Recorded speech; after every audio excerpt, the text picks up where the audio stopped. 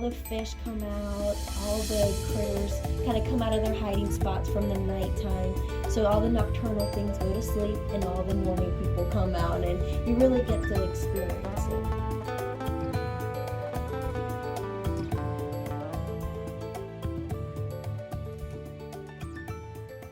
Welcome to Experiences You Should Have, your how-to guide for amazing experiences. I'm Gail, your host, and we are going underwater today, right off of Florida. Now, a few weeks ago, I headed to the world's largest podcasting conference in Orlando. I knew that summertime has favorable diving conditions in Florida, so I decided to take a detour and gathered up a group of friends to go diving off of West Palm in Riviera Beach, Florida.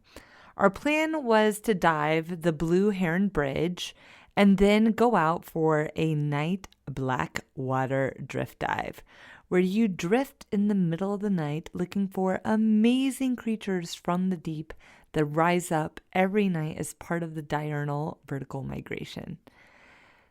But the usual Florida storms rained out our bridge dive, but we had all dove the bridge before and loved it. But our night drift dive was still on, and it was absolutely amazing and just simply stunning.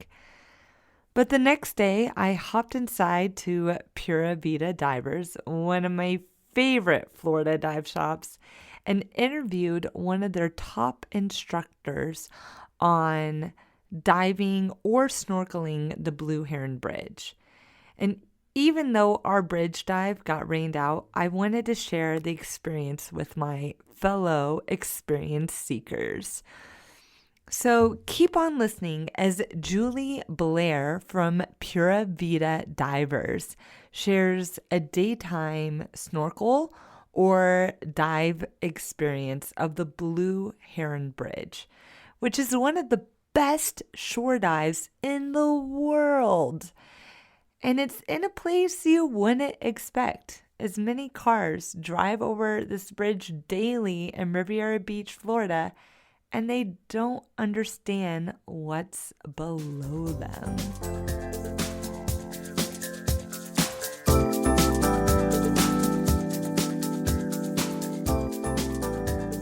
Hi, Julie. Hello. How are you? I'm great. How are you? Great. Thanks for joining me. Of course. So we are sitting here in Riviera Beach at actually Pura Vida Divers. I was just out with them last night for a black water drift dive. Highly recommend. However, today's show is about experiencing the Blue Heron Bridge. So Julie, can you explain what the Blue Heron Bridge is and where it's located? Yes, so the Blue Heron Bridge is actually a big bridge that crosses from the West Palm Beach Riviera over to Singer Island, Florida, where the dive shop is located. Now, a lot of people drive over the bridge and have no idea. They just keep on going. But if you look down, there's beautiful blue Bahama-like water, and it's actually really shallow. So when we tell them, you just go back over the Blue Heron Bridge, they just don't understand kind of what's down there. It just kind of just drive over it. So it's really like a hidden secret spot, and we're so blessed to have that as our transportation to get to the island. Right. So when you drive over the bridge, it's kind of hard to tell what's underneath, but when you experience it, it's a whole nother world. As beautifully said. Now, we're actually talking today about diving the Blue Heron Bridge or snorkeling the Blue Heron Bridge. But I would just love for you to share your experience of diving the Blue Heron Bridge. Okay, so basically you would need all of your scuba equipment, and typically you'd wear more weight than you would on an offshore boat dive. Mm-hmm. Now, because you wear more weight, it's because it's so shallow that you want to be able to stay down in 20 feet of water, because it's not fun snorkeling with scuba gear. Right. But when you are snorkeling, you have a great experience as well as diving. Now, when you grab all your gear, you would need a regulator, BCD, scuba tank, weights, and you will definitely need a flag. The reason you need a flag is because there are boats around. There is a boat channel, and the flag just allows the lifeguards as well as those boats to know where you're located. Yeah. So when you go down, you basically have a free parking spot. You walk down the beach. There are picnic tables as well. You can set up your dive equipment, gather around with friends and meet other dive buddies, and then jump in the water definitely 30 minutes before the high tide. I would recommend getting to the bridge an hour before, maybe 2 hours before, just because the beach goers, there's snorkelers, there's other people that want to enjoy it as well.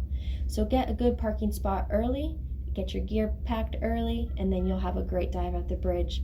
When you walk down to the bridge, it is underneath the bridge, so you walk under in the sand.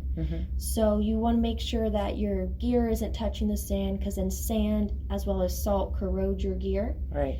Now when you walk in, it's a beach dive, so you walk in right at your ankles. The water keeps on rising up as you keep going down, and it starts to get deeper, probably 10 feet into the dive, and then it gets to about 20 feet.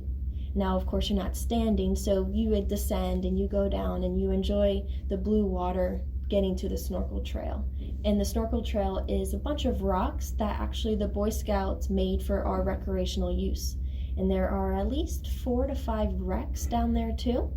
Personally, my dad's boat is down there as well. Wow. So we have some recreational wrecks, and we have rocks and a whole bunch of abundant of life. There's schools of sergeant major fish, jacks, everything. And you can experience that even ankle deep in the water. The fish come right up to you. So it's like you're diving in an aquarium. I joke around and I say, welcome to our aquarium. We pay the fish $5 to be here. Yeah. But they are just around, and it's a hit or miss to see more life. There are octopus there, seahorses, scorpion fish. You just never know until you go. So you go there and you experience it a whole different day. What's the favorite animal that you've seen down there below the bridge? I did a snorkel tour a couple weeks ago, and I've seen my first manatee there. Wow. And we had no idea. I'm just keeping an eye on my snorkelers, and I look over, and the manatee is so curious to us. They're so gentle and friendly, and it actually came right up to our fins, and it put his whiskers right on our fins. And my snorkelers were kind of intimidated, but I kept telling them, calm, it's okay. They're just checking you out. They're just looking at you.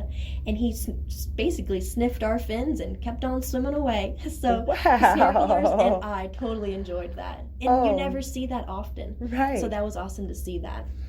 Now seahorses, that you just don't see them in many places in the world. And you can find them below the bridge. Yeah, the bridge that you drive right over. Right. I mean, it's so incredible. It's so accessible. It's right there, and you just go under the bridge. Yep. Now, do you know where to look for the secret spots to find the frogfish? Yes. Yeah. They hide. They are smart. They've been there for a while. I mean, before we even started diving, so they know where to hide. But some of them get very photogenic, and they notice that you're taking pictures of them, I feel like, and they just start doing their dance, and they swim around. Now, the seahorses there are pretty small. There are some juvenile ones that like to hide in the grass, which is right when you walk in. So be very cautious of where you put your feet, because you don't want to disrupt them or hurt them in any way. Yeah. Then as they get a little older, they have to have more of a bigger structure to hide than just the grass.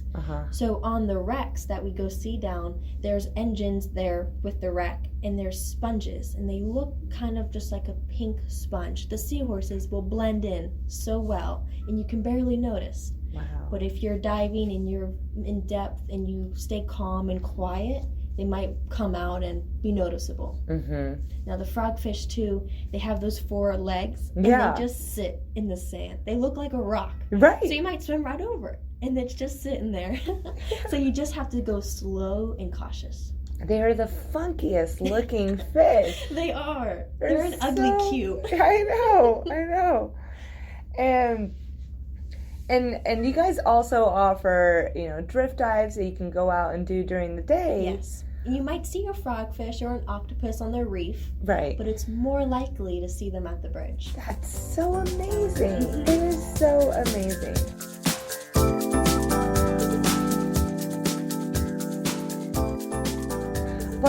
well, let's get into a few logistics here on how to make this happen. First off, what type of certifications do you need to go dive the bridge? And then where is your dive shop if someone wanted to come and find you guys to set this up? Yeah, so actually, our dive shop is located, like I said, you drive over the bridge and it's on Singer Island. So that bridge connects us from the mainland to the island here. And so we're so very close. You could walk it, you could drive over to the bridge from our shop. Now, you don't typically need an open water certification just to try it out. Our dive shop offers a Discover Scuba.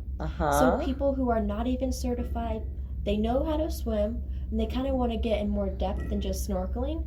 We offer that Discover Scuba, which has the price include everything you would need.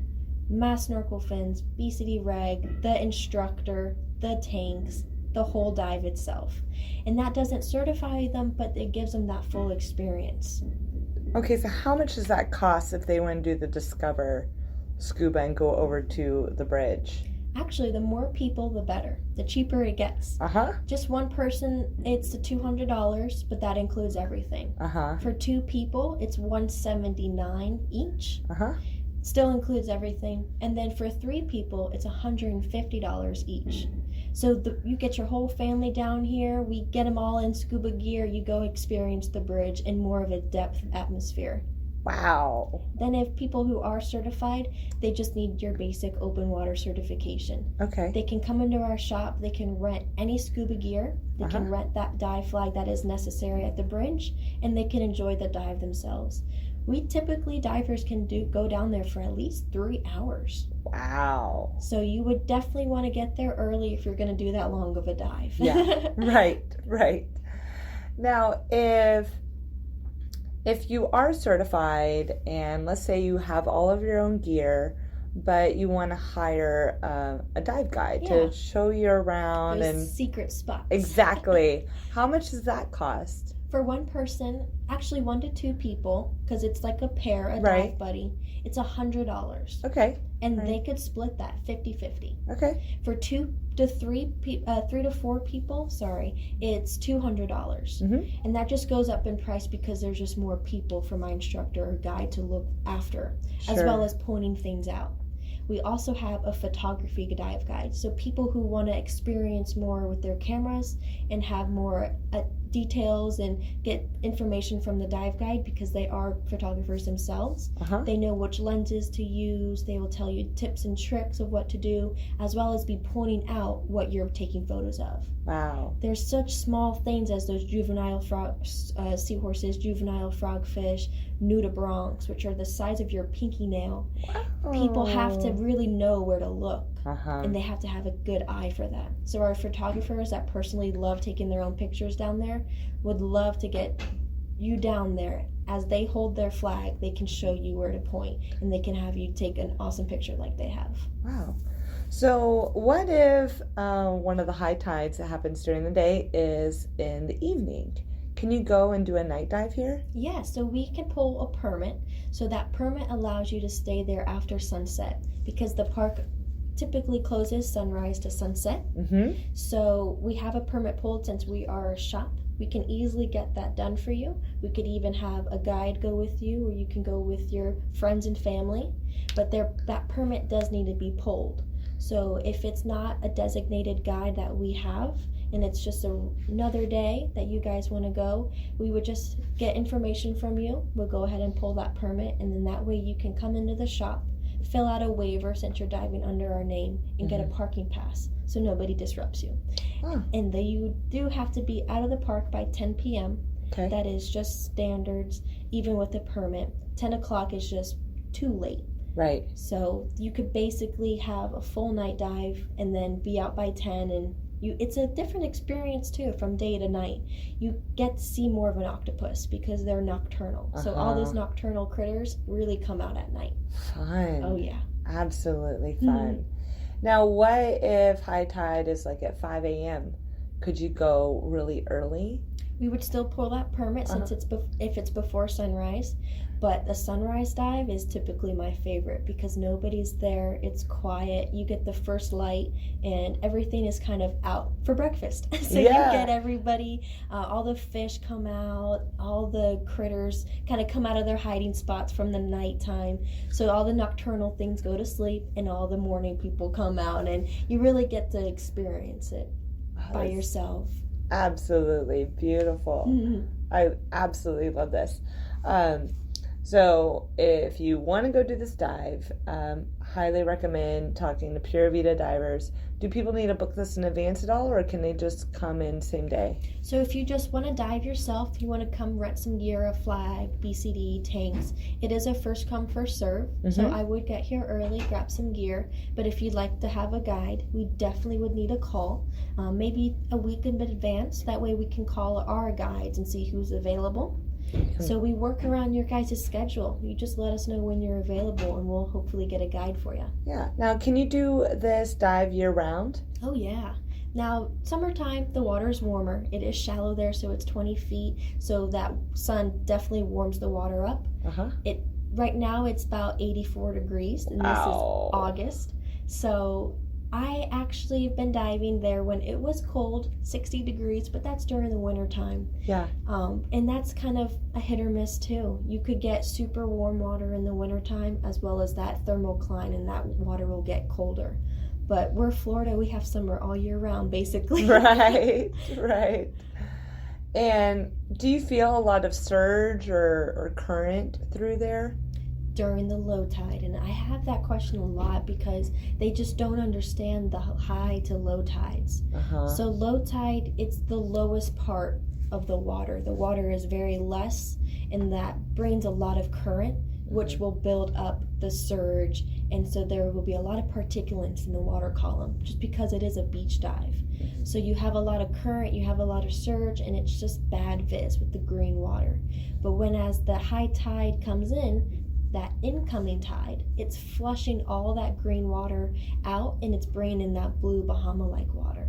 So then we get the warm, clear, great viz, and it's deep enough because it's at high tide. Yeah. As soon as that high tide switches over, it's going to start going outgoing tide, which will bring back the green water and bring back the low viz.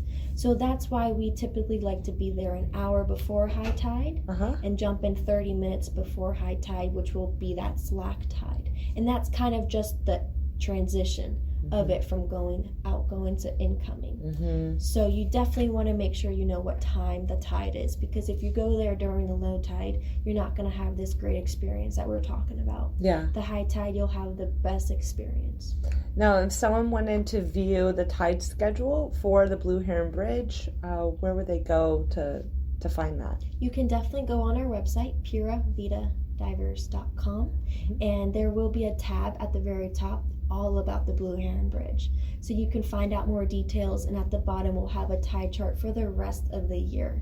So we do the tide charts for the whole year, just so that way the people can plan accordingly. Yeah. And they can get down here on the time that they will. We also have the moon phases, because if it's a full moon, the nocturnal things come out even more because it's bright. We also have the different tides. There's two tides actually, a high tide typically in the morning, high tide at the end. It's a good 6 hours in between though. Wow. Yeah. That is very cool. So you definitely want to have the tide tables. Yeah. Let us do the work for you. Let us find the tides, and you just look it up. Now, which do you like leading better, snorkel tours or dive tours?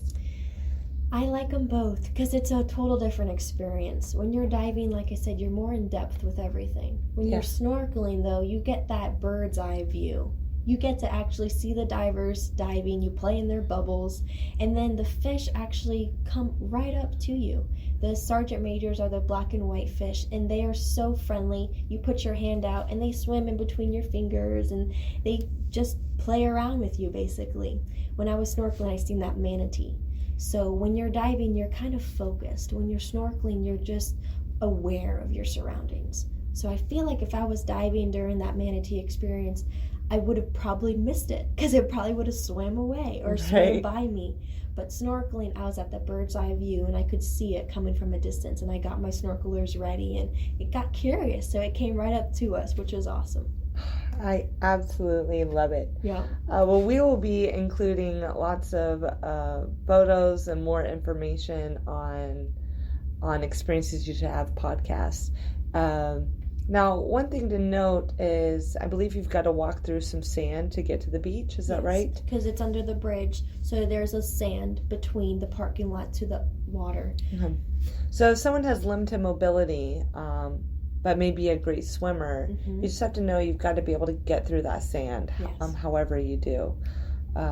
We were just looking, there's like beach wheelchairs, and I'm not sure if they're available to rent here in West Palm. We'll have to do a little bit of research there.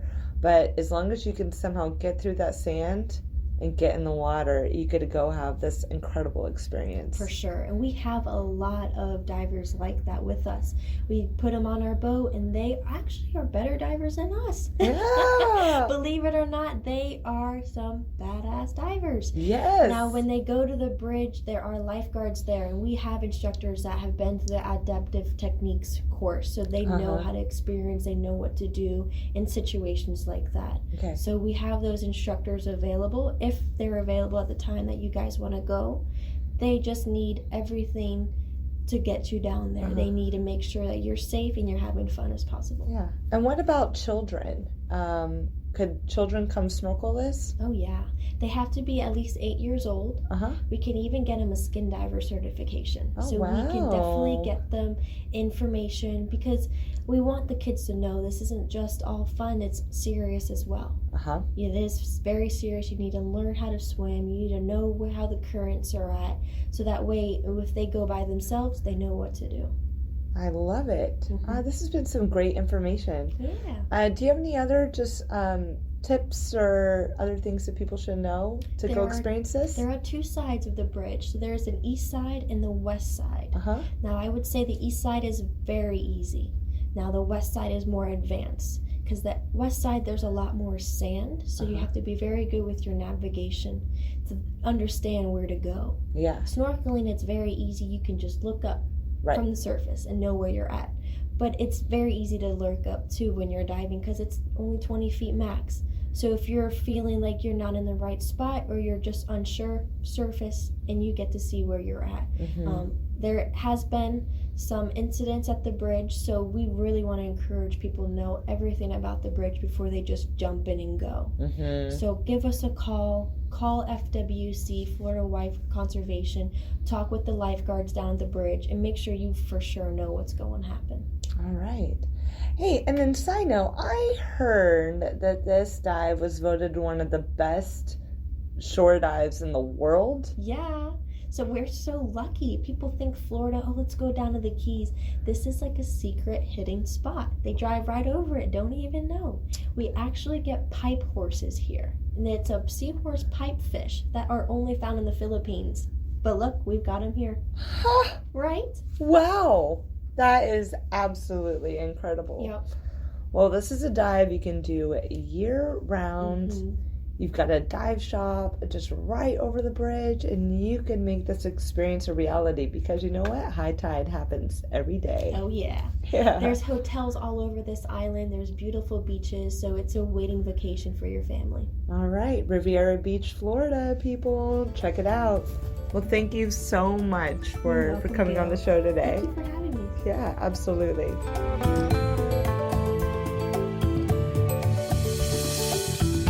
Thank you so much for listening to Experiences You Should Have.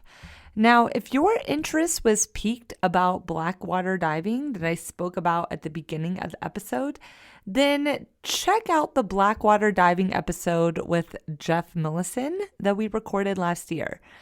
Now, that blackwater diving was really about the blackwater diving in Kona, which is different from blackwater diving in West Palm, because off of Kona, you are tethered to the boat. You will always come back up with the boat.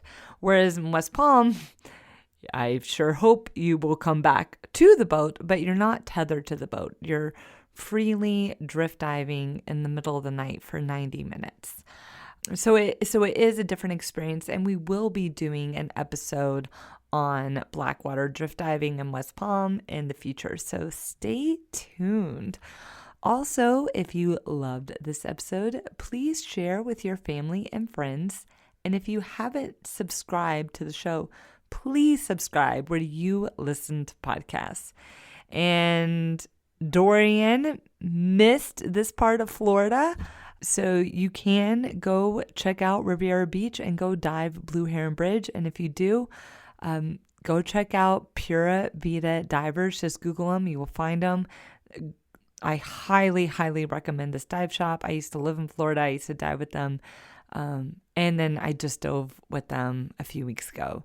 Truly an impressive team and boat. I couldn't recommend them more. Thanks for listening, and go out and find a new adventure.